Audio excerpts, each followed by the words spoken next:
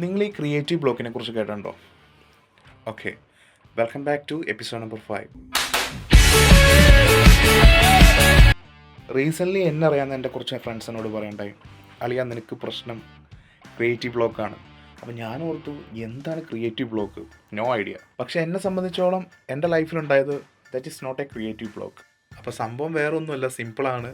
Creative block എന്ന് പറഞ്ഞാൽ നമ്മൾ ചെയ്തുകൊണ്ടിരിക്കുന്ന ഒരു ക്രിയേഷനിൽ ഒരു ബ്ലോക്ക് വരിക, അല്ലെങ്കിൽ തടസ്സം വരിക, അതിനാണ് ക്രിയേറ്റീവ് ബ്ലോക്ക് എന്ന് പറയുക. അപ്പോൾ ഞാൻ ഇട്ടുകൊണ്ടിരിക്കുന്ന ഈ വീഡിയോ ക്രിയേഷനും കാര്യങ്ങളൊക്കെ ഇടയ്ക്കൊക്കെ നിന്ന് പോകുന്നു, ഞാൻ വീഡിയോസ് കണ്ടിന്യൂസ് ഇടുന്നില്ല എന്നുള്ള രീതിയിലാണ് എന്നോട് പറഞ്ഞത്. അപ്പോൾ നമ്മൾ ഈ പറയുന്ന ക്രിയേറ്റീവ് ബ്ലോക്ക് എന്ന് പറഞ്ഞാൽ പല രീതിയിലും പല കാരണങ്ങളും ഉണ്ടാവാം കേട്ടോ.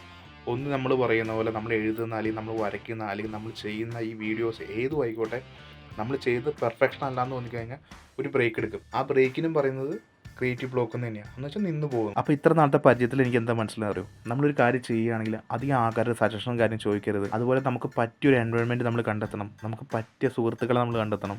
അത് കഴിഞ്ഞാൽ എല്ലാം ഓട്ടോമാറ്റിക്കലി ശരിയായിക്കോളും. അത് കഴിഞ്ഞിട്ട് നമ്മൾ ചെയ്യേണ്ട കാര്യങ്ങളായിട്ട് നമ്മൾ മുന്നോട്ട് തന്നെ പോവുക. അപ്പോൾ ആ ഒരു യാത്രയിൽ നമ്മൾ പോയിക്കൊണ്ടിരിക്കുമ്പോൾ ഒരു പോയിന്റിൽ മനസ്സിലാവും നമ്മൾ പോണത് കറക്റ്റ് തന്നെയാണ്, നമുക്ക് ഇനിയൊന്നും മെച്ചപ്പെടുത്താം. ആ സമയത്ത് നമ്മൾ മോഡിഫിക്കേഷൻ ചെയ്യാൻ നോക്കുക, നമ്മുടെ ലൈഫ് ഒന്ന് എൻഹാൻസ് ചെയ്യാൻ നോക്കുക. അപ്പോൾ എന്തായാലും നമുക്കിനി നമ്മുടെ അടുത്ത എപ്പിസോഡായിട്ട് കാണാം. അതുവരേക്കും എല്ലാവർക്കും bye bye. See you on episode number 6.